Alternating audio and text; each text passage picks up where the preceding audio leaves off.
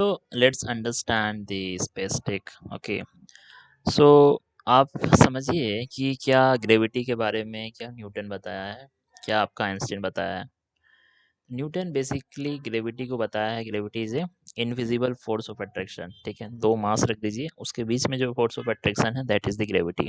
ठीक है, ये basically F is equal to G m1 m2/r²। ठीक है, तो बाई इनवर्स स्क्वायर लॉ है। ठीक है, अगर डिस्टेंस आप बढ़ाइएगा तो बाई फोर्स से ग्रेविटी ऊपर नीचे होगा, इसे याद रखना। ठीक है, तो बेसिकली अब ये तो न्यूटन बोला, न्यूटन क्या बोल रहा है, बेसिकली ग्रेविटी दो मास के बीच में फोर्स ऑफ अट्रैक्शन है, दैट इज द ग्रेविटी। ठीक है, आइंस्टीन बोल रहा है कि नहीं, ग्रेविटी कोई फोर्स नहीं है, न्यूटन ग्रेविटी को एक फोर्स बोल रहा है, जबकि आइंस्टीन ग्रेविटी को स्पेस टाइम का एक कर्वेचर बोल रहा है। ठीक है, मतलब कि एक बॉल ट्रेम्पोलिन में एक बॉल को डाल दीजिए तो जो डिप क्रिएट होगा, जिसकी वजह से मार्बल रोल करेगा। ठीक है, तो ये होता है कि जब मैसिव ऑब्जेक्ट जो होता है, जैसे सन अर्थ स्पेस के अराउंड घूमता है, तो वो उस तरह से ही काम करता है। ठीक है, तो ग्रेविटी वो है। ठीक है, क्या क्या चीज़ पूछ सकता है, कोई पूछ सकता है कि एस्ट्रोनॉट अगर इंटरनेशनल स्पेस स्टेशन में है तो क्या वो जीरो ग्रेविटी में है? नहीं। तो जो इंटरनेशनल स्पेस स्टेशन है उस एल्टीट्यूड पे 90%, ठीक है, अर्थ का ग्रेविटी 90% है जो सरफेस पे होगा। ठीक है, वो वेटलेस इसलिए महसूस करते हैं because they are in the continuous free fall. ठीक है, क्योंकि वो फ्री फॉल भी हो रहा है towards the earth, but side way इतना फास्ट मूव कर रहा है कि मिस कर जा रहा है। तो मतलब एक तरह से समझिए कि आपका ग्रेविटेशनल पुल और फ्री वेलोसिटी, तो एक तरह से समझिए कि जीरो ग्रेविटी नहीं है वहाँ पे, जीरो ग्रेविटी नहीं है, but it is A like continuous stage of free fall, जिसकी वजह से आपको फ्री फॉल महसूस हो रहा है। ठीक है, पहला चीज़। दूसरा है आपका मास। मास क्या होता है, मास एक इंट्रिंसिक फैक्टर है, मास कांस्टेंट होता है, जबकि वेट जो है आपका ग्रेविटी से चेंज होता है। ठीक है, जैसे मून में अगर आप जाइएगा तो आपका जो वेट होगा 1/6 होगा। ठीक है, दूसरा चीज, तीसरा चीज हो गया आपका ग्रेविटी डज अफेक्ट लाइट। ठीक है, क्योंकि ग्रेविटी स्पेस टाइम को कर्व कर देता है कि अगर कोई लाइट है, कोई मैसिव ऑब्जेक्ट के सामने से ट्रेवल कर रहा है तो उस कर्व को फॉलो करेगा। ठीक है, तो ग्रेविटेशनल लेंसिंग बोलते हैं उसको। तो ग्रेविटेशनल लेंसिंग क्या होता है, क्योंकि लाइट और ग्रेविटी के बीच में जो रिलेशन है that is called gravitational lensing, कि उस जो कर्वेचर बनाएगा कोई मैसिव ऑब्जेक्ट स्पेस टाइम का फैब्रिक में, उसमें जो लाइट मूव करेगा that is the gravitational lensing. ये चीज समझ गए। अब लोअर अर्थ ऑर्बिट हो गया, जियो स्टेशनरी ऑर्बिट हो गया। तो लोअर अर्थ ऑर्बिट क्या है, लोअर अर्थ ऑर्बिट में ग्रेविटी स्ट्रॉन्गेस्ट होता है। ठीक है, तो लोअर अर्थ ऑर्बिट में आपको बहुत स्पीड से चलना होगा, अराउंड 7.58 किलोमीटर पर सेकेंड का स्पीड से, तो ऑर्बिट ऑर्बिट में मेंटेन करने के लिए, ये चीज़ समझ गए। दूसरा है आपका जियो स्टेशनरी ऑर्बिट। जियो स्टेशनरी ऑर्बिट ऐसा ऑर्बिट है जहाँ पे ठीक है, जो ग्रेविटेशनल पुल है वो बैलेंस हो जाएगा सेटेलाइट का ऑर्बिटल पीरियड से। ठीक है, such that the satellite orbital period matches earth rotation. ठीक है, ये हो गया जियो स्टेशनरी ऑर्बिट, समझ गए। अब लैग्रांज पॉइंट क्या है, लैग्रांज पॉइंट क्या है कि so we talk about Lagrange point. तो स्पेस में कुछ कुछ स्पेसिफिक पॉइंट है, ठीक है ना, जो कि जहाँ पे जो सन है, अर्थ है, उसका जो ग्रेविटेशनल मास है वो कैंसिल कर देता है centrifugal force failed by the small object. ठीक है, तो बेसिकली समझिए स्पेस में कुछ कुछ पॉइंट है जो बेसिकली अर्थ और सन का gravitational pull, there is a specific point in space where the gravitational pull of large mass सन और अर्थ का कैंसिल हो जाएगा।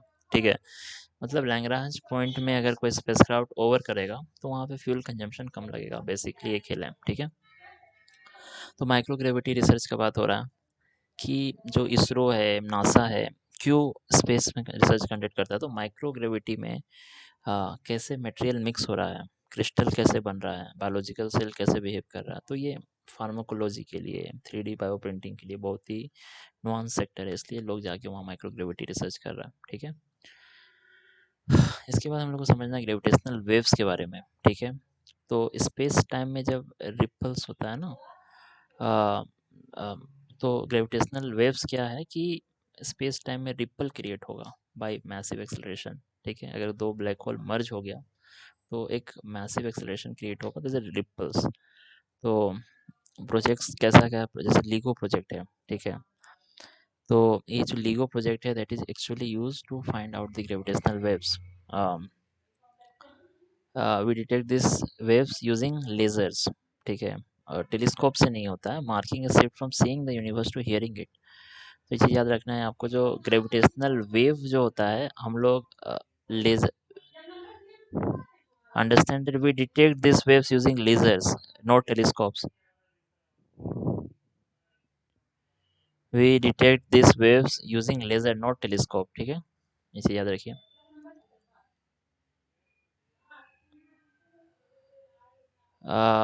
स्पेस स्पेस टेक्नोलॉजी में है N orbit is a delicate mathematical balance है between inertia and gravity.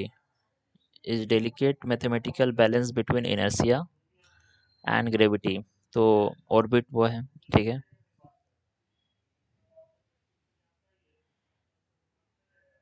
Satellite orbit में move कर रहा है, वो है क्या एक्चुअली में जो सेटेलाइट ऑर्बिट में मूव करते हुए आपको दिख रहा है, इट्स नॉट लाइक कि वो उसके ग्रेविटी की वजह से तो उसको नीचे आ जाना चाहिए था, बट ऐसा नहीं है। बट वो एक वेलोसिटी से घूम रहा है जिसकी वजह से उसका ग्रेविटेशनल फोर्स कैंसिल हो रहा है। ठीक है, कि अगर if it moves too fast तो वो डीप स्पेस में चला जाएगा, अगर स्लो होगा तो वो नीचे आ जाएगा। ठीक है, ये चीज़ समझना।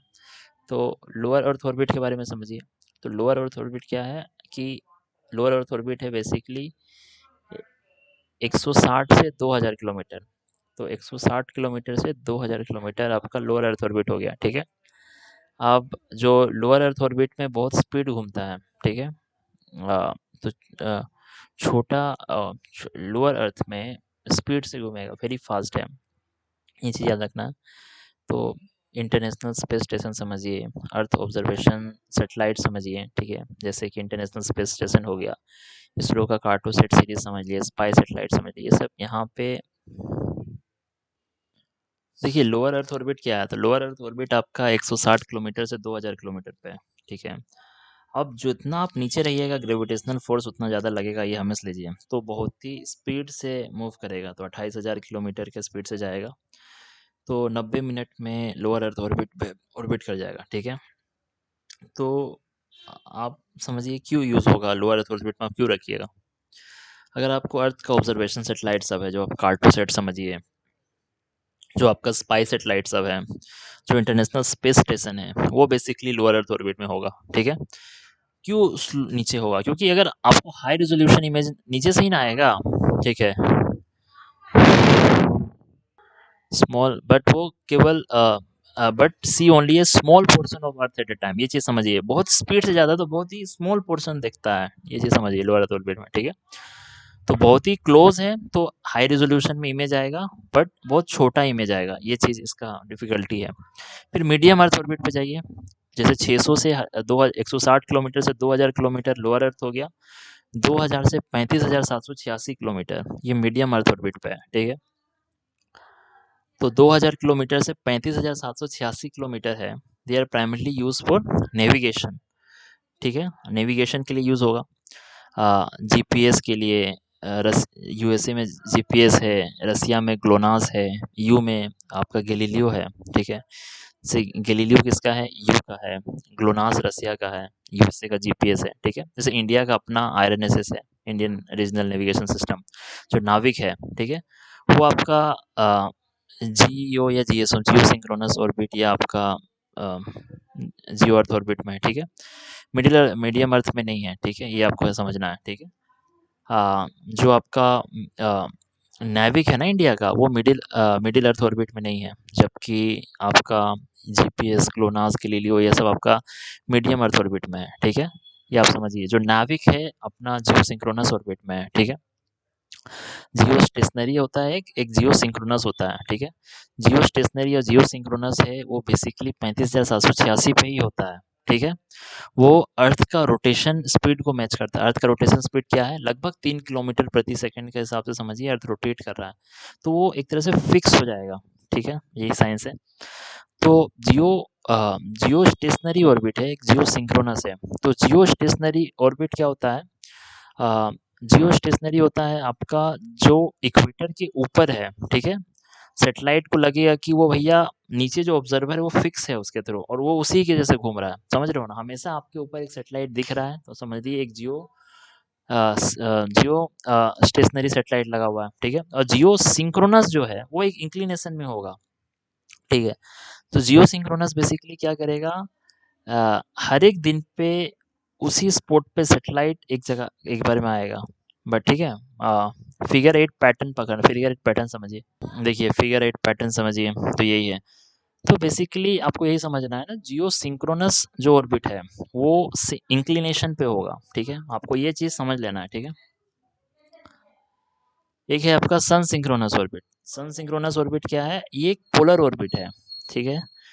where satellite passes over any given point at the same local solar time। Sun synchronous orbit क्या होता है कि पोलर ऑर्बिट ही है, ठीक है? जहाँ पे किसी एक पॉइंट पे सैटेलाइट पास होगा, जो लोकल में जो सोलर टाइम चल रहा है ना उसी के हिसाब से, ठीक है? तो सन सिंक्रोनस ऑर्बिट आपको तब काम करने को मिलेगा जहाँ पे आपको कांस्टेंट लाइटनिंग कंडीशन चाहिए, ठीक है? वेदर मॉनिटरिंग करना है और रिमोट सेंसिंग करना है, ये चीज़ आपको सोलर टाइम के हिसाब से सिंक होगा, ठीक है? ट्रांसफर ऑर्बिट क्या होता है? एक स्टेपिंग स्टोन है कि हाईली इलिप्टिकल जियो ट्रांसफर ऑर्बिट होगा, उसमें डाला जाएगा और फिर सैटेलाइट वहाँ से जियो सिंक्रोनस ऑर्बिट में चला जाएगा, ठीक है? तो मान लीजिए आप रॉकेट से गए, आप जियो जियो ट्रांसफर ऑर्बिट में पहुँचे और वहाँ से जियो सिंक्रोनस में चल गए। एक इमेज दिखा, देखिए यही है जियो ट्रांसफर ऑर्बिट कि इस यहाँ तक आएगा कोई सैटेलाइट, फिर यहाँ से थ्रस्ट लगाएगा और फिर ये बड़े ऑर्बिट में चला जाएगा, ठीक है? तो जियो सिंक्रोनस ट्रांसफर ऑर्बिट समझ गए, ये एक इलिप्टिकल ऑर्बिट है, ठीक है? लोअर अर्थ ऑर्बिट से आपको अगर जियो स्टेशनरी ऑर्बिट में ले जाना है, एनर्जी एफिशिएंट शॉर्टकट है, ये चीज़ बेसिक आप समझना है, ठीक है? जियो सिंक्रोनस ट्रांसफर ऑर्बिट, तो जियो सिंक्रोनस ट्रांसफर ऑर्बिट समझ गए ना कि अर्थ के लोअर अर्थ ऑर्बिट में आप चलिए, ठीक है? तो लोअर अर्थ ऑर्बिट से आप चलिएगा, सैटेलाइट लोअर अर्थ ऑर्बिट से जियो सिंक्रोनस ऑर्बिट में आपको ले जाना है, जियो स्टेशनरी ऑर्बिट में ले जाना है। तो उसके लिए एक शॉर्टकट है, यहाँ से गए, ठीक है? कुछ कुछ नुआंस समझते हैं अपने लोग। लोअर अर्थ ऑर्बिट के बारे में समझिए। लोअर अर्थ ऑर्बिट आपका 160 किलोमीटर से 2000 किलोमीटर का जगह है, ठीक है? अगर आपको स्पेस से कुछ चीज़ बहुत ही अच्छे से देखना है और जल्दी पहुंचना है, इंटरनेशनल स्पेस स्टेशन बनाइएगा लोअर अर्थ ऑर्बिट में। आप जो हाई रेजोल्यूशन इमेज है, जो ऑब्जर्वेशन सेटेलाइट है वो बनाइएगा, जैसे रिमोट सेंसिंग है, ठीक है? जो एग्रीकल्चर मॉनिटरिंग के लिए, फॉरेस्ट कवर को मैप करना है, डिजास्टर मैनेजमेंट के लिए, अर्थ ऑब्जर्वेशन सेटेलाइट सब जो है वो आपका लोअर अर्थ ऑर्बिट में होगा, ठीक है? इसरो का आप कार्टोसेट बनाइए, रीसेट बनाइए, ठीक है? दूसरा है स्पाइंग के लिए, मिलिट्री के लिए जो रिकॉनिसेंस वाला है वो वहाँ पे होगा। इंटरनेशनल स्पेस स्टेशन जो है वहाँ पे है। इंडिया अपना भारतीय अंतरिक्ष स्टेशन बनाना चाह रहा है, ठीक है? Because it's cheaper to launch humans and supplies to 400 kilometre than 36,000 kilometre, ठीक है? तो 400 किलोमीटर में जाना सस्ता भी है, इसलिए भी है। सैटेलाइट इंटरनेट, तो लोअर अर्थ ऑर्बिट में ही सैटेलाइट इंटरनेट है, ठीक है? ये चीज़ याद रखिए। क्यों? तो डेटा ट्रेवल में डिले कम हो, लेटेंसी कम हो, इसलिए स्टारलिंक, वन वेब, एक तरह से आपका सैटेलाइट इंटरनेट है, ठीक है? लोअर अर्थ ऑर्बिट समझ गए। Then we come to medium earth orbit. Medium earth orbit is like navigation zone, ठीक है? आ, कि वो इतने ऊपर हैं कि they will cover the large area, ठीक है? बट उतना कम है कि वहाँ से सिग्नल वीक ना हो जाए। तो आप अगर ग्लोबल नेविगेशन की बात कीजिए, ठीक है? जैसे जीपीएस हो गया, ग्लोनास हो गया, गैलीलियो हो गया, वहाँ पे वो सैटेलाइट होता है, ठीक है? अगर 20,000 किलोमीटर पे आप सैटेलाइट रख दिए, ठीक है? तो आपको बस 24 सैटेलाइट चाहिए, 24/7 आप पूरा प्लानट को कवर कर सकते हैं, ये है। तो ये आपका मीडियम अर्थ ऑर्बिट का रेंज है कि 20,000 किलोमीटर पे आपको यूनिट जस्ट 24 सैटेलाइट, ठीक है? तो जियो स्टेशनरी ऑर्बिट क्या है? अब जियो स्टेशनरी ऑर्बिट क्या है कि अगर कंटिन्यूअस कम्युनिकेशन चाहिए, कंटिन्यूअस कम्युनिकेशन चाहिए, क्योंकि जो जियो स्टेशनरी ऑर्बिट है वो इक्वेटर पे किसी एक स्पॉट पे फिक्स है, ठीक है। तो they are the backbone of the national infrastructure. तो आपको तो सारा विश्व का नेविगेशन नहीं करना है, आपको अपने देश के लिए चाहिए। तो you want that something should be at the fixed on your top of your country. तो कंटिन्यूअस कम्युनिकेशन के लिए जियो स्टेशनरी तो आपको बोलना होगा। नेविगेशन कम्युनिकेशन तो आप वहाँ भी बोल दिए मीडियम अर्थ ऑर्बिट में भी, बट क्या यूनिक है जियो स्टेशनरी प्रपोज कर रहा है? Continuous communication is the key है, ठीक है। तो अगर आपको टेली कम्युनिकेशन स्थापित करना है, डीटीएच, ठीक है, अगर सेटेलाइट मूव किया तो you have to move your dish, ठीक है। तो क्योंकि आपका जो टीवी एंटीना है ना, वो एक सिग्नल का इंतजार कर रहा है। तो अगर सेटेलाइट ऊपर हिलते रहेगा तो आपको ये भी हिलाना होगा, ठीक है। तो जो आपका जियो जी सेट होता है, जी सेट सेटेलाइट एक्चुअली में जियो स्टेशनरी सेटेलाइट है, ठीक है।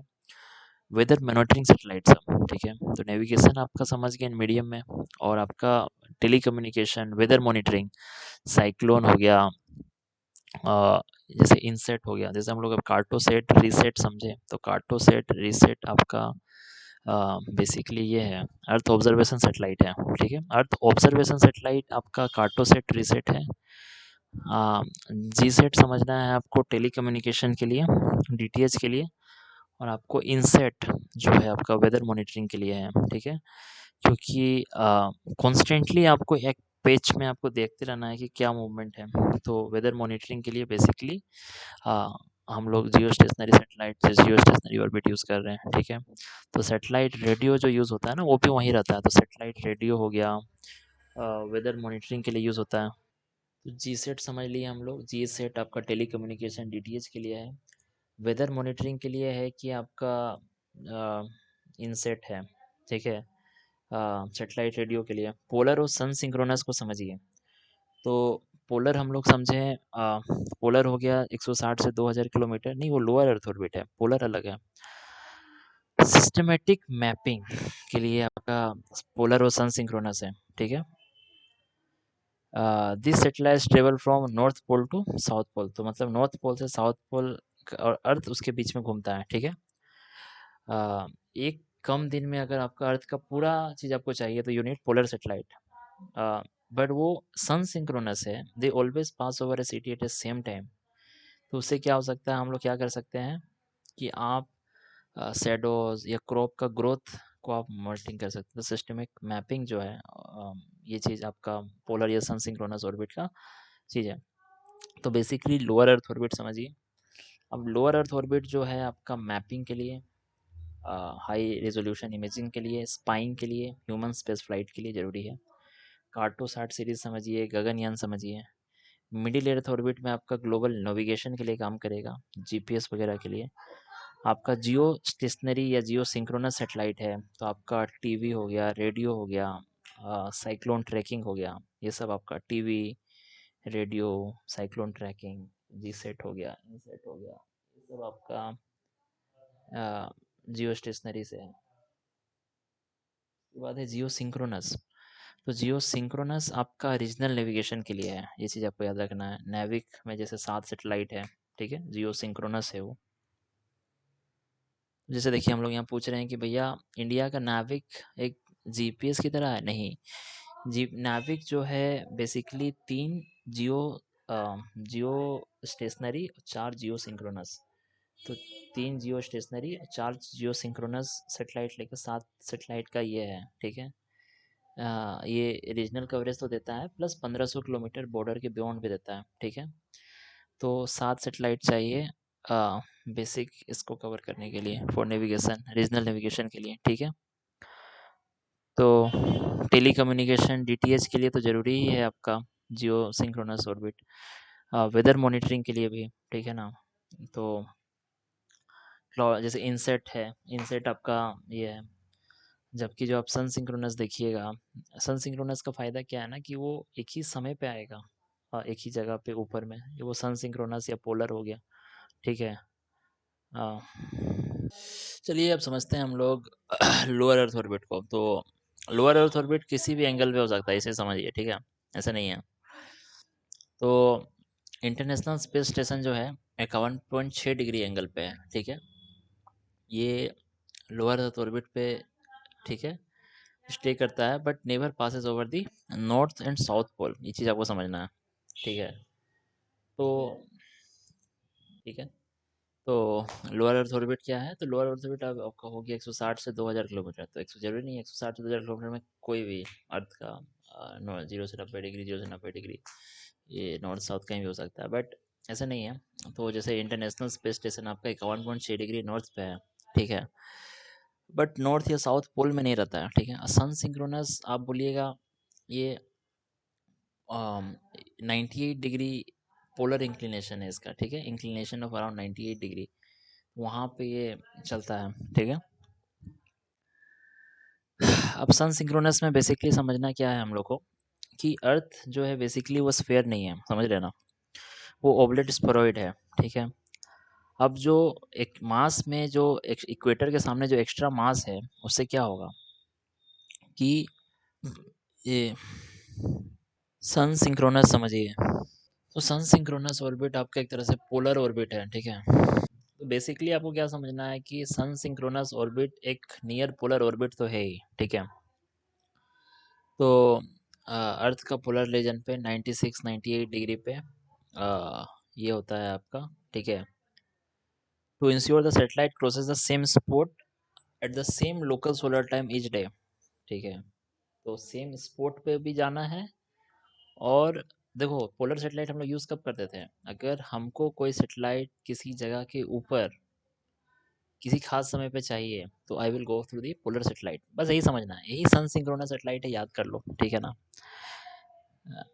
ठीक है। तो जो स्टैंडर्ड लोअर अर्थ ऑर्बिट है कि जो रोटेशन जो है सन के साथ है, ठीक है। सन सिंक्रोनस ऑर्बिट जो है इंजीनियस एल्टीट्यूड और inclination so perfectly that it orbits that the orbit rotate exactly 0.985 degree per day, ठीक है। अ,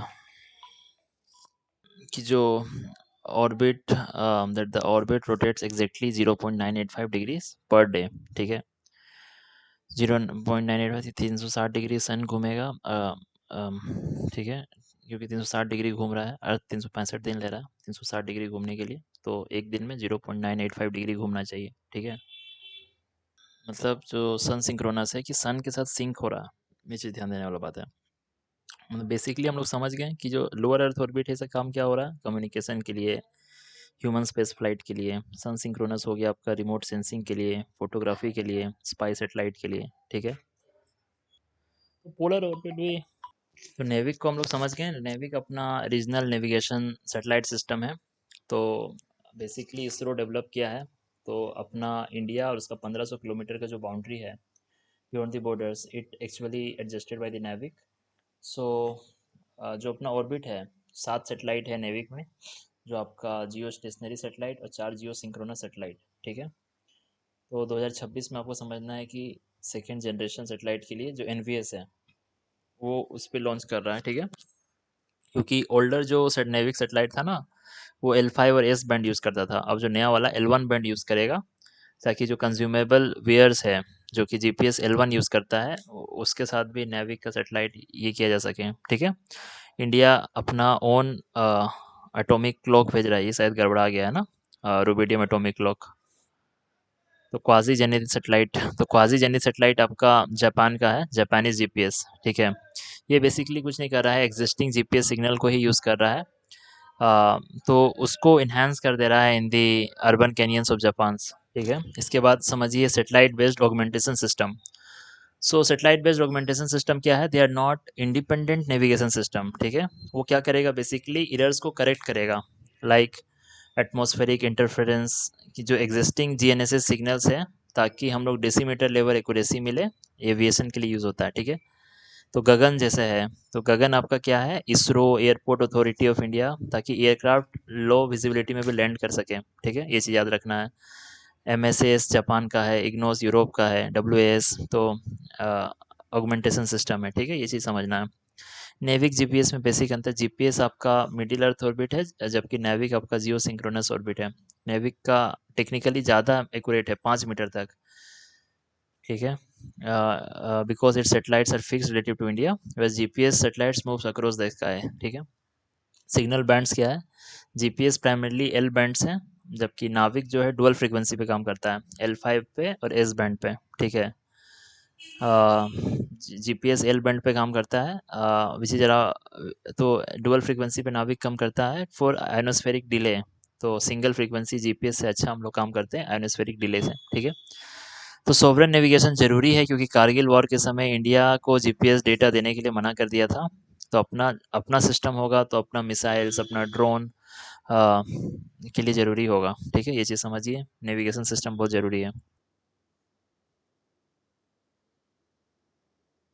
एक कॉन्सेप्ट होता है ट्राइलिटरेशन। ट्राइलिटरेशन क्या होता है, 4 सैटेलाइट क्यों ज़रूरी है, ठीक है।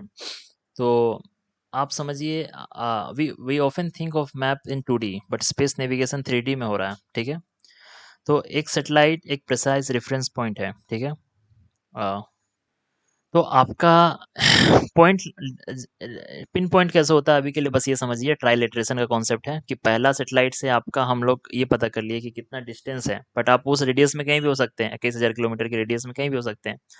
तो अब उस रेडियस में आपको खोजने के लिए आपको दूसरा है करना, दो सर्कल का जो इस दो स्फेयर का जो इंटरसेक्शन है वो एक सर्कल बनेगा, ठीक है। और दो सर्कल 3 स्फेयर जो है एग्जैक्टली 2 पॉइंट पे टकराएगा, ठीक है। अब ये जो पॉइंट होगा आपके पास, आपका लेटीट्यूड और लॉन्गिट्यूड है, ये आप समझ लीजिए, ठीक है। और जो चौथा सेटेलाइट है वो क्या करता है, 3 सेटेलाइट आपका लैटिट्यूड लॉन्गिट्यूड के लिए है, एक आपका एटॉमिक क्लॉक्स के लिए है, ठीक है। एक माइक्रो सेकेंड का एरर भी जो है, आपका फ़ोन का जो क्लॉक है वो 300 मीटर का एरर कर सकता है ग्राउंड में, ठीक है। तो जो फोर्थ सेटेलाइट है इसका काम है कि आपका जो फ़ोन का जो क्लॉक है उसको सेटेलाइट का एटॉमिक टाइम के साथ सिंक करने के लिए, ठीक है। इससे अल्टीट्यूड पता चलता है, ठीक है, and the timing part of PNT, ठीक है। तो एटॉमिक क्लॉक के बारे में समझते हैं कि इंडिया अपना एनवीएस 1 लॉन्च कर रहा है, ठीक है। तो does every NavIC satellite carry N atomic clock? Yes, in fact most carry 3 3 atomic clock होता है सब में, ठीक है। अर्लियर पहले इसरो इसको मंगाता था एटॉमिक क्लॉक को, इंडिया अपना इंडिजिनस रुबिडियम एटॉमिक क्लॉक बनाया है, ठीक है। तो नेविगेशन में एरर इन नेविगेशन, तो आयोनोस्फेरिक डिले है। तो as the signal enters the earth atmosphere तो आयोनोस्फेयर पार्टिकल्स चेंज कर देता है, ठीक है। तो नेविक 2 फ्रीक्वेंसी यूज़ करता है, L5 और एस बैंड को। तो इस डिले को कैंसिल आउट करता है, ठीक है। 4 satellite bunch together in the sky, the intersection of the spaces is fuzzy. If they are spread out, the accuracy is much higher, ठीक है। स्प्रेड आउट होता है वो चारों सेटेलाइट, स्प्रेड आउट होता है। नेविक यूनिक क्यों है, 3 of NavIC satellite Jio stationery है, ठीक है। वो हमेशा सेम फिक्स एंगल पे रहता है for Indian user. This makes the geometry of trilateration very stable over the Indian subcontinent. Better better accuracy मिलेगा आपको डीप वैली में, क्राउडेड सिटी में, इस वजह से, ठीक है।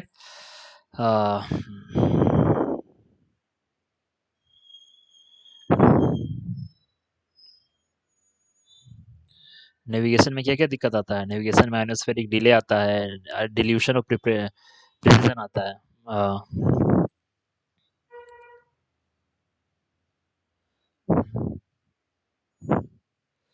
ट्राइलेटरेशन समझ गए। हायर अर्थ ऑर्बिट समझ लेते हैं। तो हायर अर्थ ऑर्बिट क्या है, orbit is considered high when it's apogee is well beyond 36,000 kilometre of the Jio stationery, ठीक है। तो एपोजी और पेरिजी होता है, पेरिजी पास, एपोजी फार। तो हाई अर्थ ऑर्बिट क्या है, हाई अर्थ ऑर्बिट है आपका जिसका एपोजी अगर is well beyond the 36,000 kilometre of geostationary. The most famous high earth orbit is Molniya orbit, highly elliptical. According to Kepler's second law, a satellite moves very slowly at its farthest point and very fast at its closest point. Kepler's law याद रखना है, ठीक है। तो रसिया uses this because उसका जो geostationary don't see the north pole well, ठीक है। तो एक जो मोल्निया सैटेलाइट है वो नॉर्दर्न हेमिस्फीयर पे हैंग करता है, ठीक है, आर्कटिक में कम्युनिकेशन के लिए, ठीक है। एक मोल्निया ऑर्बिट को समझना है। तो हाई अर्थ ऑर्बिट है। तो हाई अर्थ ऑर्बिट क्या होता है, जिसका एपोजी ये 36,000 किलोमीटर से भी दूर है, तो हाई अर्थ ऑर्बिट है, ठीक है, बियॉन्ड दी। तो मोल्निया ऑर्बिट को समझना है हाई अर्थ ऑर्बिट में, ठीक है। जो लेग्रांज पॉइंट है, they are the priority tier 1 because of Aditya L1 mission, ठीक है। सो लेग्रांज पॉइंट क्या है, they are the position in space between two large orbiting body, sun और अर्थ के बीच में जो बॉडी है, ठीक है, जहाँ पे एक स्मॉल ऑब्जेक्ट स्टे कर सकता है with in fixed position with minimal effect, ठीक है। इस पॉइंट्स में जो ग्रेविटेशनल पुल है लार्ज मास का प्रिसाइसली कैंसिल करेगा the centrifugal force felt by the satellite, ठीक है। तो 5 लैग्रांज पॉइंट है। एक है L1, L1 आपका सन और अर्थ के बीच में है। L1 L2 समझ लेते हैं जल्दी। ये देखिए, L1 पॉइंट जो है सोलर ऑब्जर्वेशन के लिए बेस्ट है। तो L1 ये L1 है, L2 है। यहाँ पे आप देखिए L1 पॉइंट ये है, L2 पॉइंट ये है, L3 पॉइंट पीछे है, सूरज के पीछे है, L4 ऊपर नीचे, L5 ये है। तो बेसिक बेसिक समझना है, सोलर ऑब्जर्वेशन के लिए बेस्ट है L1, आदित्य L1 मिशन है अपना।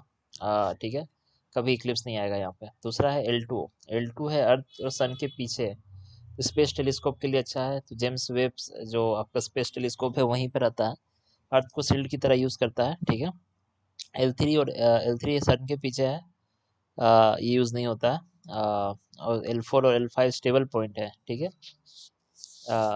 60 degree ahead and behind earth in its orbit, ठीक है। अर्थ के जो ऑर्बिट में 60 डिग्री अहेड और बिहाइंड है, ठीक है, ये चीज याद रखना है L4 L5 का। जैसे कि अगर इमेज देखें, 60 डिग्री अहेड 60 डिग्री बिहाइंड होगा अर्थ के ऑर्बिट का, ठीक है। L1 L2 L3 जो अनस्टेबल है, L4 L5 स्टेबल है।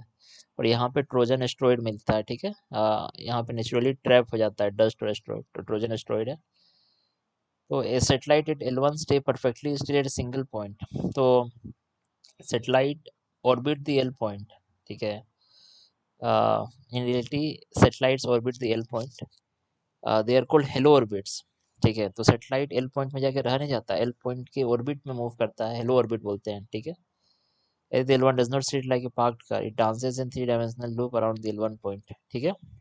This prevents the satellite from being in the direct shadow और the interference line of interference of sun earth axis, ठीक है। तो एक चीज़ है यहाँ एल पॉइंट्स में फ्यूल इफिशियंसी होगा, अर्ली वार्निंग सिस्टम होगा, ठीक है।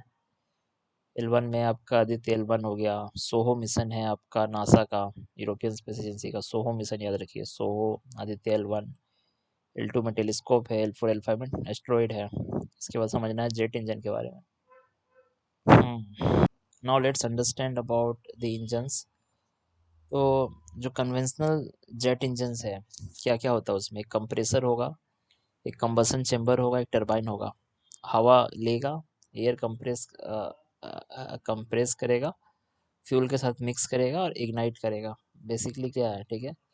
हवा को सक करो, इंजन जेट इंजन बनाना है क्या, हवा को सक करना है, फ्यूल के कंप्रेस करेगा उसको,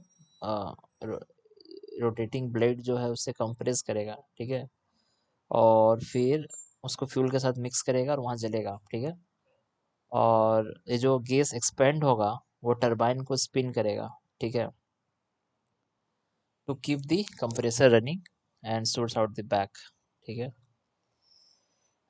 It is heavy due to many moving parts and cannot function at very high speed because the rotating blades would shatter, ठीक है। तो जो कन्वेंशनल जेट इंजन्स होता है, जैसे कि आपका तेजस में होगा, राफेल में होगा, उसमें कंप्रेसर होगा, कंबसन होगा, चेम्बर होगी, एक ये होगा, गैस चेम्बर होगा, टरबाइन होगा, ठीक है। अ, इसके बाद है रैमजेट। रैमजेट में कोई मूविंग पार्ट नहीं है भैया, ठीक है। तो रैमजेट इंजन आपका ब्रह्मोस मिसाइल्स में है। बेसिकली जो रोटेटिंग कंप्रेसर है ना, ये लोग ब्रह्मोस से हटाया है, रैमजेट से, ठीक है। ये क्या करेगा, जो व्हीकल का स्पीड है, RAM in incoming air into the small space, उसी से प्रेशर। तो कन्वेंशनल इंजन में क्या होता है, कन्वेंशनल इंजन में तुम्हारा एक कंप्रेसर होगा, कंप्रेसर जो है रोटेटिंग ब्लेड की वजह से उसको कंप्रेस करके भेजेंगे फ्यूल के पास कि वो इग्नाइट होगा, ठीक है। तो रोटेटिंग ब्लेड जो है एक तरह से लिमिटेशन है। तो ब्रह्मोस उसको हटा दिया कि भैया जो रोटेटिंग कंप्रेसर क्यों रखे, जो हाई स्पीड होगा व्हीकल का उसी की वजह से रैम होगा, स्मॉल स्पेस में घुसेगा और हाई प्रेशर क्रिएट होगा, ठीक है। तो स्टार्ट इसे नहीं होगा, बूस्टर रॉकेट लगता है, ठीक है, मतलब एक स्पीड में जाने के बाद रैमजेट इंजन स्टार्ट होता है, ठीक है। तब तक वो मैक 3 में जाएगा, उसके बाद एयर ब्रीथ करना स्टार्ट करेगा। ठीक है। तो सुपरसोनिक स्पीड में ठीक चलता है रैमजेट इंजन।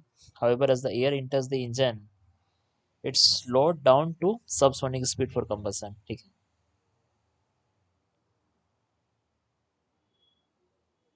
ठीक है ना, तो ये चीज़ भी याद रखना है। तो सुपरसोनिक स्पीड में चलेगा, बट कंबसन सबसोनिक स्पीड में होता है, ये चीज़ याद रखना है। रैमजेट का बेसिक खासियत ये है कि supersonic engine with subsonic combustion. Scrum jet क्या होता है, जिसमें supersonic engine with supersonic combustion. ठीक है। जो इसरो अगर हाइपरसोनिक उसका एयर ब्रीदिंग व्हीकल देखिएगा आप, HSTDV। ठीक है। तो स्क्रैमजेट में क्या होता है कि सुपरसोनिक स्पीड में जाता रहता है। ठीक है। uh, जो fuel must be injected and ignited in a fraction of second while the air is screaming through the Mach 6+। ठीक है।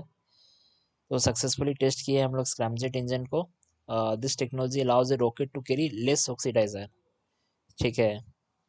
तो तो बहुत रैमजेट स्क्रैमजेट इंजन का है कि स्टेबलाइजर खर्चा कम होगा, क्योंकि ऑक्सीडाइजर कम करना पड़ता है। एक है क्रायोजेनिक इंजन। ठीक है। तो अपर स्टेज में जो हैवी रॉकेट का होता है ना, जैसे GSLV Mark 3, उसमें क्रायोजेनिक इंजन यूज होता है। तो क्रायोजेनिक इंजन में क्या है, एक फ्यूल होगा जो आपका हाइड्रोजन होगा बेसिकली, और एक ऑक्सीजन होगा ऑक्सीडाइजर। बहुत लो टेम्परेचर में हम लोग रख रहे हैं। ठीक है। ज़्यादा क्रायोजेनिक इंजन का क्या काम है, फायदा क्या है, ज़्यादा थ्रस्ट देता है for every kilogram of fuel. ठीक है। सॉलिड या लिक्विड जो स्टोरेबल फ्यूल्स होता है उससे ज़्यादा। ठीक है। इंडिया 6 ही कंट्री है जिसके पास इंडिजिनस टेक्नोलॉजी है, अपना भी C20 इंजन है। ठीक है। 3 तरह का इंजन है रैमजेट, एक कन्वेंशनल इंजन रैमजेट, स्क्रैमजेट और क्रायोजेनिक। रैमजेट एयर ब्रीदिंग बोलते हैं उसको, एटमॉस्फेयर से ही ऑक्सीजन लेता है। स्क्रैमजेट भी एटमॉस्फेयर से ऑक्सीजन लेता है। क्रायोजेनिक लिक्विड ऑक्सीजन लेके जाता है। ठीक है। कंबसन स्पीड इसका सबसोनिक है, ये सुपरसोनिक है। ये क्रायोजेनिक इंजन में हाई प्रेशराइज्ड वो लेके ही जाता है ना अपना, तो उसी में कंबसन होगा। आपका ये ऑपरेशनल स्पीड इसका Mach 3 Mach 5 है। Mach 5 से ज़्यादा स्क्रैमजेट है हाइपरसोनिक। क्रायोजेनिक इंजन स्पेस में यूज होता है। ठीक है। आ, इसमें नहीं होता है, इसमें नहीं, एकदम स्क्रैमजेट में तो होता ही नहीं है, टर्बो पंप्स होता है इसमें। ठीक है। एयर ब्रीदिंग इंजन क्यों, तो सबसे पहले तो 70% वेट जो होता है रॉकेट का वो ऑक्सीडाइजर का होता है। ठीक है। अगर आप एयर ब्रीदिंग इंजन बनाते हैं तो वो तो पैसा बचेगा, वेट रिडक्शन होगा। दूसरा है कि वेट घटा तो पेलोड कैपेसिटी बढ़ा। ठीक है। तीसरा हो गया कि scramjet technology hypersonic cruise missile के लिए इंपॉर्टेंट टेक्नोलॉजी है। ठीक है। अब इंडियन लॉन्च व्हीकल्स वो समझिए, इंडिया के पास क्या क्या है।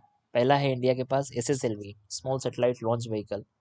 कभी भी स्मॉल सेटेलाइट लॉन्च व्हीकल में याद आए तो 3 स्टेज का है, तीनों सॉलिड स्टेज होता है। ठीक है। कितना, 500 किलो का कोई भी सामान को लोअर अर्थ ऑर्बिट में, लोअर अर्थ ऑर्बिट कहाँ से था, 160 से 2000 किलोमीटर तक। ठीक है।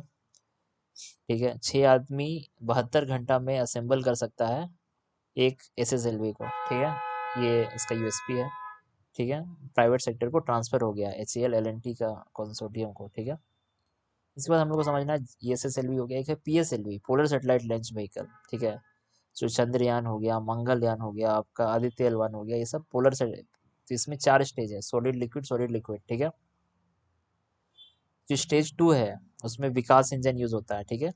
विकास इंजन वाइकिंग फ्रेंच का जो वाइकिंग टेक्नोलॉजी से ये लोग बनाया है विकास इंजन अपना। ठीक है। तो इसका कैपेसिटी कितना है, 1750 किलोग्राम का। ये कहाँ ले जाएगा, सन सिंक्रोनस ऑर्बिट तक ले जा सकता है। ठीक है। जो पोलर ऑर्बिट में। ठीक है। तो पोलर इंजन है, बट ये आपका वर्सेटाइल इनफ है कि ये भैया आपको जियो सिंक्रोनस ट्रांसफर ऑर्बिट तक ले जा सकता है। ठीक है। स्मॉलर पेलोड के साथ। ठीक है। ये चीज़ याद रखना है आपको, केवल पोलर तक ही नहीं ले जाएगा, जियो सिंक्रोनस ट्रांसफर ऑर्बिट तक भी ले जाएगा। एक है आपका GSLV, ये है जियो सिंक्रोनस सेटेलाइट लॉन्च व्हीकल। ठीक है। ये है हेवी लिफ्टर। ठीक है। इसमें आपका 3 स्टेज होगा। एक है आपका सॉलिड बूस्टर। ठीक है। उसमें 4 लिक्विड स्ट्रैप लगे रहेगा। एक आपका विकास इंजन जो कि लिक्विड इंजन पे काम करता है, विकास इंजन। वहाँ भी जैसे आपका सॉलिड लिक्विड स्टेज है ना, तो लिक्विड में आपका विकास इंजन ही लगे रहता है। इसमें स्टेज 3 में है आपका क्रायोजेनिक अपर स्टेज होता है, CE 7.5 इंजन लगा हुआ है। ठीक है। The vehicle was the first to use India's indigenous cryogenic technology, ठीक है। एक है लॉन्च व्हीकल मार्क थ्री, ठीक है। तो GSLV मार्क थ्री क्या है, अभी अभी इंडिया का सबसे पावरफुल रॉकेट हम लोग के पास क्या है, LVM mark three, launch vehicle mark three, ठीक है। तो चंद्रयान 2, चंद्रयान 3, तो चंद्रयान 1 तो आपका चल गया था, इससे याद रखना है, PSLV से। चंद्रयान, मंगलयान, आदित्य L1 तक को भेजे हम लोग। जो चंद्रयान 2, चंद्रयान 3, ये जो LVM मार्क 3, मार्क 6 जो जा रहा है ब्लू बर्ड, ठीक है, इसमें भी 3 स्टेज है। जैसे आपका जो ये है GSLV, इसमें 4 स्ट्रिप, 4 लिक्विड स्ट्रेप लगे रहेगा, ठीक है। इसमें आपका एक सॉलिड स्टेज रहेगा, 2 massive S200 strap on boosters, तो उसमें स्ट्रैप बूस्टर स्ट्रैप भी लगे रहेगा, ठीक है। एक L11 दो विकास इंजन लगा हुआ है लिक्विड में, और एक हाई थ्रस्ट C20 इंजन है, बहुत हैवी है। तो इसका काम क्या है, 8,000 किलो का कोई चीज़ को आपको लोअर अर्थ ऑर्बिट में ले जाएगा, और 4,000 किलो का कोई चीज़ को जियो सिंक्रोनस ट्रांसफर ऑर्बिट में ले जाएगा। तो GTO में ले जाएगा 4,000 किलो का चीज़ को, और LEO में ले जाएगा 8,000 किलो का चीज़ को, ठीक है। S200 का स्ट्रेपोन बूस्टर लगा हुआ है आपका LVM मार्क 3 में। इसमें 4 लिक्विड स्ट्रैप लगा हुआ है GSLV में, तो GSLV में लिक्विड स्ट्रैप लगा हुआ है, और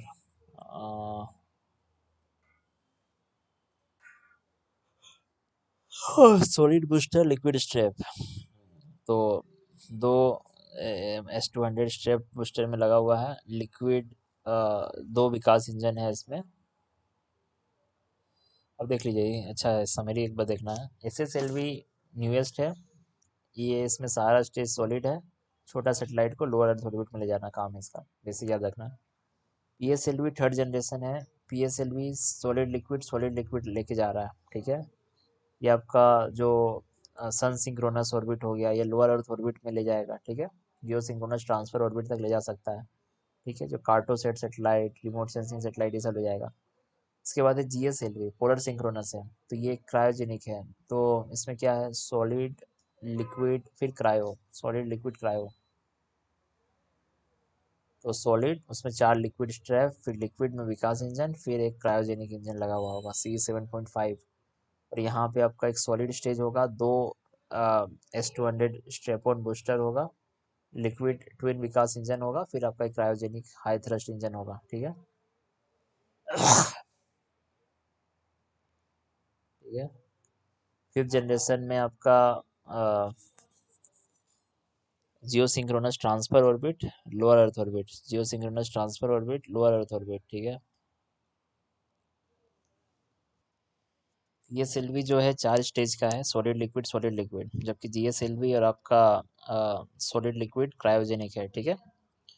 सेमी सेमी जो आपका है उसमें तीनों ही ऑल सॉलिड स्टेज होता है। PSLV में सॉलिड लिक्विड होता है, एक होता है सॉलिड लिक्विड क्रायोजेनिक होता है। 4 बूस्टर लिक्विड स्ट्रैप लगे रहता है GSLV में, ठीक है। LVM मार्क 3 अभी चल रहा है, ठीक है, फैट बॉय।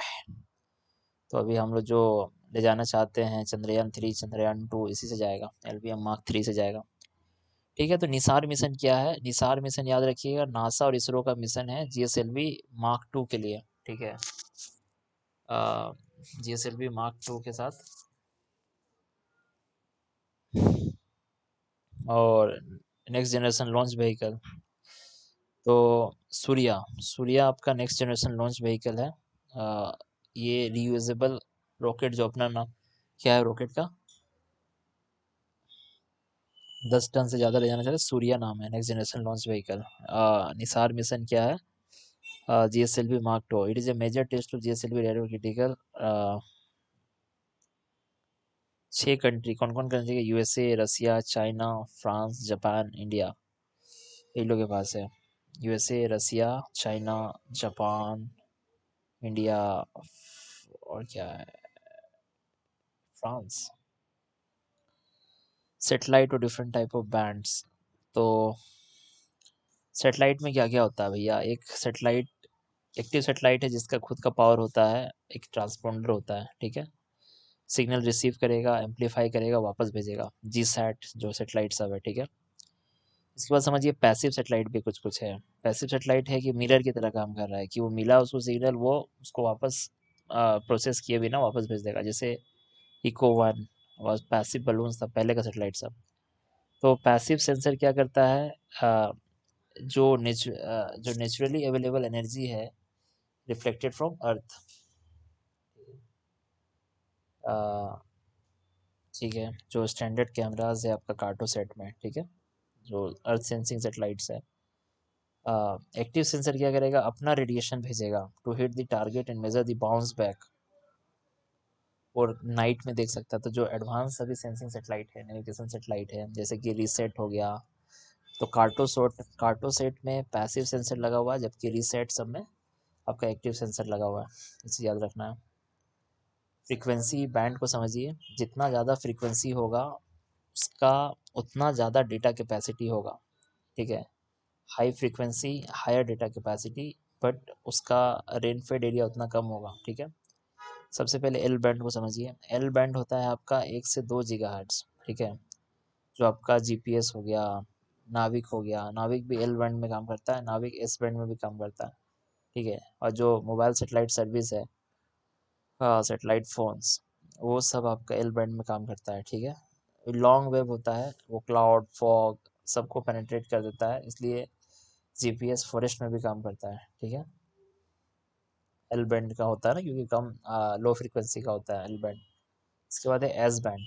एस बैंड हुआ आपका जो मंगलयान गगनयान में यूज़ होता है, एस बैंड यूज़ होता है, ठीक है। वेदर रेडार स्पेस कम्युनिकेशन के लिए आपका एस बैंड यूज़ होता है। सी बैंड है, जो टीवी ब्रॉडकास्टिंग रो सेटेलाइट फीड्स, ठीक है। तो सी बैंड जो है हाईली रेजिस्टेंट हेलियोट्रॉपिकल बैंड, ठीक है।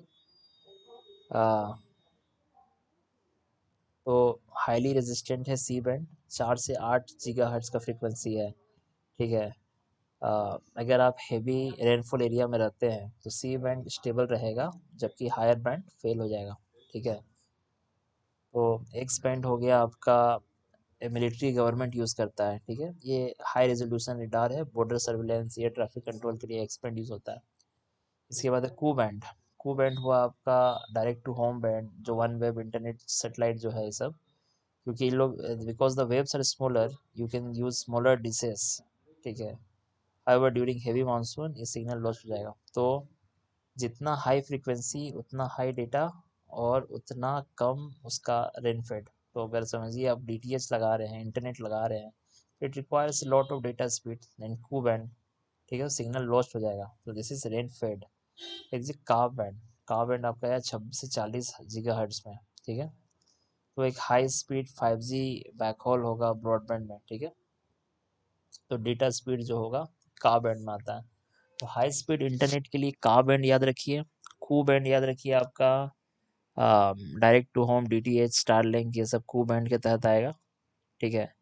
एक्स बैंड गवर्नमेंट यूज़ करेगा। सी बैंड जो है आपका रेन फेड में सबसे अच्छा चलेगा, TV broadcasting raw satellite feed जो होता है, ठीक है। तो क्या क्या है, एल बैंड, एस बैंड, और आपका सी बैंड, फिर तुम्हारा एक्स बैंड और का बैंड। ट्रांसपोंडर में क्या याद रखना, transponder is the unit that defines the satellite capacity, ठीक है। अगर सेटेलाइट में 24 ट्रांसपोंडर है, इसका मतलब क्या हुआ कि 24 डिफरेंट हाई बैंडविड्थ टास्क कर सकता है, ठीक है। मतलब अगर 24 ट्रांसपोंडर लगा हुआ तो 24 चैनल स्ट्रीम हो सकता है एक ही सेटेलाइट से, ठीक है। तो एल बैंड हम लोग समझ गए 1 से 2 गीगाहर्ट्ज़। इसका काम आपका जीपीएस नाविक ये सब में है, पेनिट्रेट्स फुलियज रेन, ठीक है। एस बैंड हो गया आपका 2 से 4 गीगाहर्ट्ज़, ठीक है। नासा हो गया, इसरो हो गया, ठीक है, ये सब में वेदर में यूज़ होता है, ठीक है। वेरी स्टेबल है इसका। फिर देयर इज सी बैंड, जो एल बैंड, जो एस बैंड, जो सी बैंड। सी बैंड हो गया आपका 4 से 8 गीगाहर्ट्ज़, जैसे कि आपका जो ब्रॉड ट्रेडिशनल टीवी है, ब्रॉडकास्टिंग में सी बैंड यूज़ होता है, ठीक है। एक्स बैंड हो गया आपका मिलिट्री रडार के लिए, ठीक है। और कू बैंड हो गया आपका सेटेलाइट इंटरनेट इसके लिए यूज़ होता है, ठीक है। और उसके बाद आपका का बैंड है आपका 26 से 40 गीगाहर्ट्ज़ के लिए, ठीक है, हाई स्पीड ब्रॉडबैंड, ठीक है। तो आपको याद रखना है कि सैटेलाइट स्पेक्ट्रम शुड बी ऑक्शन्ड और असाइन एडमिनिस्ट्रेटिवली। तो इंडिया में क्या है, इंटरनेशनल टेलीकम्युनिकेशन नॉर्म से एडमिनिस्ट्रेटिव एलोकेशन करते हैं फॉर सैटेलाइट स्पेक्ट्रम कि रूरल कनेक्टिविटी को हर्ट ना हो।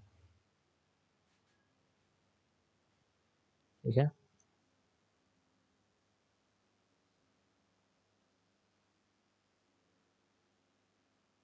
स्पेस डेब्रिस के बारे में समझ लेते हैं। तो स्पेस डेब्रिस क्या है, non functional human made object जो अर्थ के ऑर्बिट में है। ठीक है, वो स्पेस डेब्रिस है। जो डिफंक्शन सेटेलाइट है। ठीक है, स्मॉल फ्रेगमेंट्स भी हो सकता है सेटेलाइट एक्सपेंशन से। ठीक है, माइक्रो डेब्रिस भी हो सकता है। ठीक है। केसलर सिंड्रोम है। तो नासा का साइंटिस्ट केसलर सिंड्रोम बताया था कि way the density of the objects जो है लोअर अर्थ ऑर्बिट में बहुत ज़्यादा हो जाएगा कि एक सिंगल कोलिजन भी कैस्केडिंग इफेक्ट क्रिएट करेगा। ठीक है। तो chain reaction code eventually create a permanent belt of debris. ठीक है। तो कोई इससे क्या होगा ना कि जो वो ऑर्बिट होगा वो अनयूजेबल हो जाएगा फॉर जनरेशंस। इससे क्या होगा, ह्यूमैनिटी को अर्थ में ही ट्रैप हो जाएगा। तो केसलर सिंड्रोम बहुत खतरनाक चीज़ है, आप निकल ही नहीं पाइएगा कभी अर्थ से बाहर। हम लोग के पास एक प्रोजेक्ट नेत्रा, ये क्या है, एक अर्ली वार्निंग सिस्टम है ताकि जो इंडियन सेटेलाइट है डेब्रिस को आसपास देख ले। ठीक है। डेब्रिस, अब उसमें नेत्रा में क्या होगा, हाई प्रिसीजन टेलीस्कोप लगाए हैं लेह में, माउंट एबू में। ठीक है, रेडार है हम लोग का। नीचे से हम लोग मदद कर रहे हैं। ठीक है, टेलीस्कोप से देख रहे हैं सेटेलाइट के अगल बगल। मल्टी ऑब्जेक्ट ट्रैकिंग रेडार है श्रीहरिकोटा से। ठीक है। क्योंकि इसमें क्या होगा ना, इससे हम लोग का एसएसए जो है, स्पेस सिचुएशनल अवेयरनेस। ठीक है। तो यूएस का एक नोरेड डेटा होता है बट इंडिया अपना उस पर डिपेंडेंस बना रहा है। ठीक है। 2030 हम लोग डेवरिस फ्री स्पेस मिशन बनाने वाले हैं। ठीक है। तो इंटरनेशनल एयर, ये जो AIDC का मीटिंग है कि डेवरिस फ्री मिशन होगा बाय 2030। ठीक है। इसमें बेसिकली हम लोग क्या बोल रहे हैं कि आइदर आप वापस एटमॉस्फेयर में री एंटर कीजिए या आप ग्रेवयार्ड ऑर्बिट में चले जाइए। तो अगर लोअर अर्थ ऑर्बिट को आप वापस इधर आ जाइए और ग्रेवयार्ड ऑर्बिट में आप पार हो जाइए। ठीक है। तो इसरो बेसिकली क्या किया, कार्टोसाट 2 को डी ऑर्बिट किया है इसरो कंट्रोल मैनर में, ताकि लॉन्ग टर्म वो जंक ना बने। ठीक है। तो ग्रेवयार्ड ऑर्बिट क्या होता है, तो अगर जियो स्टेशनरी बेल्ट से है तो 200 से 300 किलोमीटर अबव उसको ऑर्बिट कराइए। ठीक है, कि जो अभी एक्टिव वन है उसके साथ ये कोलाइड ना करें। ठीक है। ये चीज़ याद रखना है। इसके बाद है पैसिवेशन। पैसिवेशन क्या है, आप जितना भी सेटेलाइट में फ्यूल है, बैटरीज है, उसको ड्रेन कर लीजिए। ठीक है, ताकि वो एक्सप्लोड ना हो। एक्टिव डेब्रिस रिमूवल भी है, जैसे क्लियर स्पेस करके टेक्नोलॉजी है। इससे क्या होगा कि हम लोग पकड़ पकड़ के ये से, ठीक है, यूरोपियन स्पेस एजेंसी का क्लियर स्पेस है, एल्सा डी जापान का है, मैग्नेट यूज़ करके यूरोपियन स्पेस एजेंसी का ही ऑमलेट है, यूरोपियन स्पेस एजेंसी का ही क्लियर स्पेस है। ठीक है। बेसिकली यहाँ से क्या करेगा, ग्राउंड बेस्ड लेजर से ही नज कर देगा डेब्रिस को कि आप फोटोन प्रेशर से, समझ रहे हैं, ऑमलेट जो है आपका यूरोपियन स्पेस एजेंसी का। तो एल्सा डी जापान का याद रखना है, ऑमलेट यूरोपियन स्पेस एजेंसी का याद रखना है, क्लियर स्पेस। ठीक है। इंटरनेशनल गाइडलाइन क्या है कि सेटेलाइट लोअर अर्थ ऑर्बिट से 25 साल ही मिशन है लाइफ में। ठीक है। 5 साल का रूल बनाना चाह रहा है। ठीक है, मतलब 25 साल मिशन खत्म होने के बाद आपको हटाना होगा। ठीक है, 25 ईयर रूल है, बट अब 5 साल करने वाला है। ए कंट्री इज एब्सोल्युटली पावल टू पे कंपनसेशन फॉर द कोई स्पेस ऑब्जेक्ट जिससे गिरा, तो जिसका गिरा है वो देगा। ठीक है।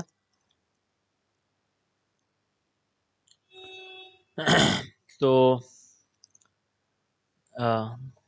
UN कॉपर्स वाटर स्पेस, ये आप समझ लीजिए जेम्स वेबल टेलीस्कोप के बारे में।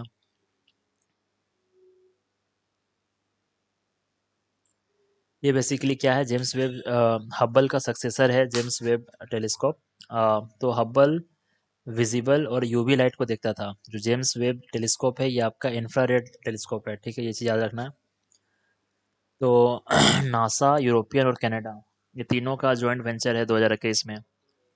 L2 पॉइंट में है आपका जेम्स वेब स्पेस टेलीस्कोप, ठीक है, 2021 में लॉन्च हुआ था। तीन एजेंसी मिलके बनाया है, नासा, यूरोपियन और कनाडा, ठीक है। मतलब बेसिक थ्योरी लोग यूज़ किया कि भैया यूनिवर्स एक्सपेंड कर रहा है, तो जो अर्लिएस्ट स्टार से जो लाइट आया होगा ना, कि उसमें उसमें हुआ कॉस्मोलॉजिकल रेड शिफ्ट, ठीक है, कि जो लाइट अभी तक हम लोग तक पहुंचा वो इंफ्रारेड लाइट हो गया है, ठीक है। तो जो इंफ्रारेड लाइट होगा वो बहुत सारे इंटरस्टेलर डस्ट क्लाउड सबको पार कर देगा। इंफ्रारेड लाइट जो है can travel through dense Interstellar dust cloud, ठीक है, अ, जो कि विजिबल लाइट को ब्लॉक कर देता है। तो बेसिकली जेम्स वेबल टेलीस्कोप बोलना चाह रहा है कि हम डस्ट के पार भी देख सकते हैं, कि हम लोग देख सकते हैं स्टार्स को, नेबुला को जन्म लेते हुए, ठीक है, ये चीज़ बहुत ही नुआंस पॉइंट है। और हम लोग को समझना है इंजीनियरिंग मार्वल है, ठीक है, एक गोल्डन मिरर है। तो हब्बल में 2.4 मीटर का मिरर था, ये साढ़े 6.5 मीटर का मिरर है, ठीक है। 18 हेक्सागोनल सेगमेंट है। तो बेरिलियम से बना है, गोल्ड से, 24 कैरेट गोल्ड से कोटेड है, ठीक है। क्यों गोल्ड चाहिए यहाँ पे? क्योंकि इंफ्रारेड लाइट का रिफ्लेक्टर है गोल्ड, ठीक है, ये चीज़ याद रखना है। स्ट्रक्चर क्या है? आ, एक 5 लेयर सील्ड लेके गया है ये, ठीक है, टेनिस कोर्ट के साइज़ का। तो इसके ये टेनिस कोर्ट का साइज़ का सील्ड है। इसकी वजह से क्या हो रहा है कि टेम्परेचर हमेशा माइनस में रह रहा है, 40 केल्विन रखना है, -233 डिग्री सेल्सियस में, ठीक है।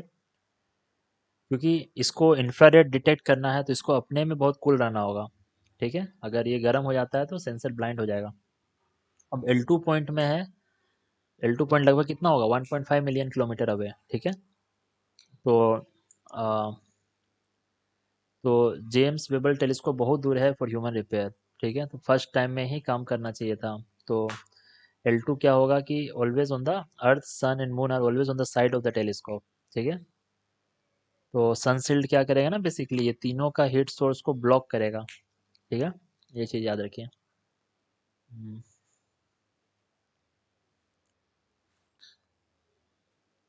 ठीक है, L2 पॉइंट पे आ, तो क्या क्या खोजा है? पहला लाइट को खोजा है आफ्टर बिग बैंग, गैलेक्सी कैसे चेंज हो रहा है, इवॉल्व हो रहा है, ये चीज़, कि स्टार्स कैसे बोर्न हो रहा है, ये using spectroscopy to analyse atmosphere of distant planet. तो ठीक है, ये सब जेम्स वेब। तो हब्बल और वेब में बेसिक अंदर समझिए। जेम्स वेब जो टेलीस्कोप है ये L2 पॉइंट पे है, जबकि जो हब्बल टेलीस्कोप है आपका लोअर अर्थ ऑर्बिट पे है, ठीक है। हबल टेलीस्कोप आपका विजिबल और अल्ट्रावायलेट लाइट पे है, जबकि जेम्स वेब टेलीस्कोप आपका नियर और मिड इंफ्रारेड लाइट पे है, ठीक है। इसका मिरर साइज 2.4 मीटर का है, इसका 6.5 मीटर का है, ठीक है। और शटल से रिपेयर हो जाएगा हबल टेलीस्कोप, बल ये नहीं होने वाला है, ठीक है। तो क्या क्या खोजा है? जंबो, जुपिटर मास बाइनरी ऑब्जेक्ट्स, ठीक है। कोई कोई प्लैनेट है जो पेयर्स में मूव कर रहा है, ओरियन नेबुला में, ये खोजा है जंबो। गैलेक्सी खोजा है, ठीक है, याद रखना है। तो एक हर्सल टेलीस्कोप, हबल टेलीस्कोप 1990 में था, अभी तक चल रहा है। हर्सल टेलीस्कोप 2009 में आया था। जेम्स वेब टेलीस्कोप 2021 में आया था, ठीक है। तो हबल लोअर अर्थ ऑर्बिट में है, हर्सल L2 पॉइंट में है, James Webb telescope L2 point पे है, ठीक है। इसका 2.4 मीटर का मिरर साइज है, इसका 3.5 मीटर का, इसका 6.5 मीटर का। हबल टेलीस्कोप विजिबल और यूवी रे पे काम करता है, ये फार इंफ्रारेड पे काम करता है, ये नियर और मिड इंफ्रारेड पे काम करता है आपका जेम्स वेब टेलीस्कोप, ठीक है। तो फार इंफ्रारेड पे काम करता था, नियर और मिड इंफ्रारेड पे जेम्स वेब टेलीस्कोप काम करता है, ठीक है। ये सनलाइट से ही पैसिव कूलिंग करेगा ये, ठीक है। इसमें एक्टिव कूलिंग होगा, इस सनशील्ड से कूलिंग करेगा, ठीक है। तो इसमें पैसिव कूलिंग है, इसमें एक्टिव कूलिंग था, हर्शल में लिक्विड हीलियम से कूलिंग कर रहा था, ठीक है। इसमें ग्लास का ही मटेरियल है आपका, ठीक है, एल्यूमिनियम कोटेड है, सिलिकॉन कार्बाइड है, इसमें बेरिलियम है, गोल्ड कोटेड, ठीक है, मिरर मटेरियल, बेरिलियम का मिरर है, ठीक है। अ, हर्षिल ये मर गया 2013 में क्योंकि इसमें लिक्विड हीलियम यूज़ होता था। तो वेब जो है सनशील्ड यूज़ करता है, तो पैसिव कूलिंग ज़रूरी था, ठीक है। ये चीज़ बहुत ज़रूरी था लॉन्ग लाइफ के लिए। हर्षिल जो है स्टार नर्सरीज फाउंड किया। वेब उस नर्सरीज के अंदर देखा कि क्या भैया, क्या प्लैनेट प्लैनेट फॉर्म हो रहा है वहाँ पे। तो हब्बल जो है आपका, क्योंकि यूवी और इसमें यूज़ होता है विजिबल लाइट में, तो जब डस्ट क्लियर हो जाएगा तब उसमें से क्या निकला वो हब्बल देखेगा, ठीक है। तो हर्सेल और वेव दोनों L2 पॉइंट पे है, क्योंकि it is far from the heat glow of earth and moon, earth और मून का हीट ग्लो से बाहर है, ठीक है। हब्बल में इंफ्रारेड के साथ, ठीक है, क्योंकि अर्थ वार्म अर्थ के सामने है, ठीक है। Herschel single piece silicon carbide mirror use किया है। वेब बेरिलियम मिरर यूज़ किया है ताकि स्टेबल हो सके, और ठीक है, लाइटर मटेरियल के लिए, ठीक है। All three are multi agency mission. तो इंडिया का जो एस्ट्रोसॉट है, एस्ट्रोसेट क्या है, तो एस्ट्रोसेट एक ऑब्जर्वेटरी सेटेलाइट है, जैसे आपका जेम्स वेब टेलीस्कोप हो गया, ये सब एस्ट्रोसेट हो गया। तो एस्ट्रोसेट आपका मल्टी वेवलेंथ ऑब्जर्वेटरी है ठीक है, यूवी हो गया, एक्सरे हो गया, विजिबल हो गया, ये सब में रखता है, जबकि इंफ्रारेड पावर नहीं है वेव और हर्सेल के जैसा, ठीक है। इसे याद रखना। चलो इतना याद रखो, हो जाएगा।